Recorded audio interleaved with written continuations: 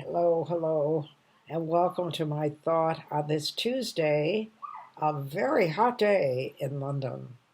And I was thinking about automation because we have come so far in automating things.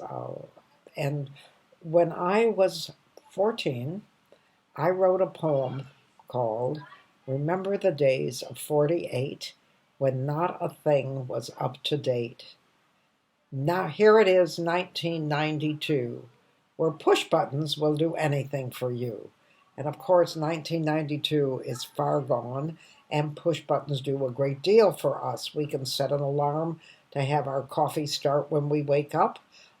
We can talk to Alexa and have her turn on music for us and give us answers. Um, we can program a car. Very interesting. We can program our car to drive for us and decide whether we want to kill the pedestrian or want to kill ourselves, which one to protect. We can do all those things. And I am thinking back to the time when I still wasn't used to pushing buttons, and cars had a lot of mechanisms in them that you simply pushed a button and it happened. And you do it on the dashboard. And had graduated I graduated from Stanford and I couldn't get a job.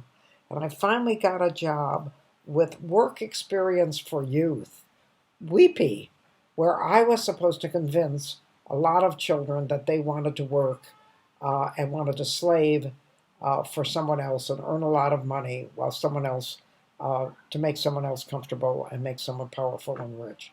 I was supposed to do that. And at the time, I had no money, so I drove my parents' car. I was staying with my parents. I drove my parents' car, and it was a Cadillac convertible.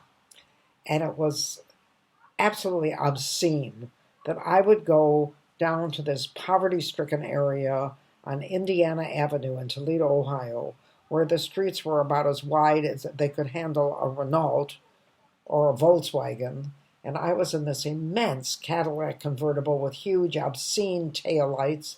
And I used to wear, because I had just come from Stanford with California mentality, I wore Mr. John hats, big circular hats. And I would come in and I would say to the children, now, why do you want to work?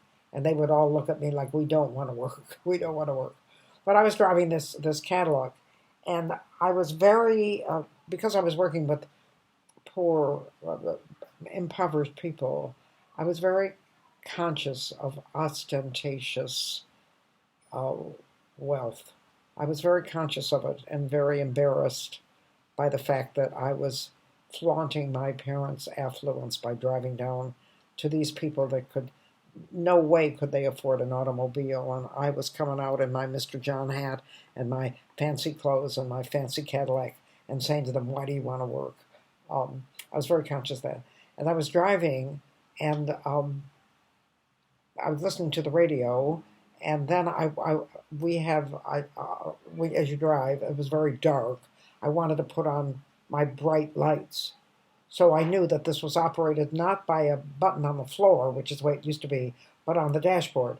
So I pushed the button and nothing happened. And then I pushed another button and nothing happened. And there must have been 20 buttons on that dashboard, and I pushed all of them, and I still couldn't get my bright lights on. So I pulled into a gas station. I was absolutely furious. And I said, it's disgusting. Nothing works in this crazy car. And my parents paid a fortune for it, and nothing works. And the man said, well, what are you doing? I said, I'm pushing the button for the brights. And I showed him the button. And he said, lady, that button is for the radio. So although push buttons will do anything for you, they don't always do what you want them to do. And I have been a big believer in reverting to manual things rather than automatic things. So one of the things that I have right now is a regular kettle that you put on the stove. I do not have an electric kettle. And everybody wonders why the hell I don't get an electric kettle. And I guess it's because I don't want to operate by push buttons. I want to have control over whether the water is boiling or not. So We have to think progress is a mixed bag. And thank you so much for joining me for my thought on a Tuesday.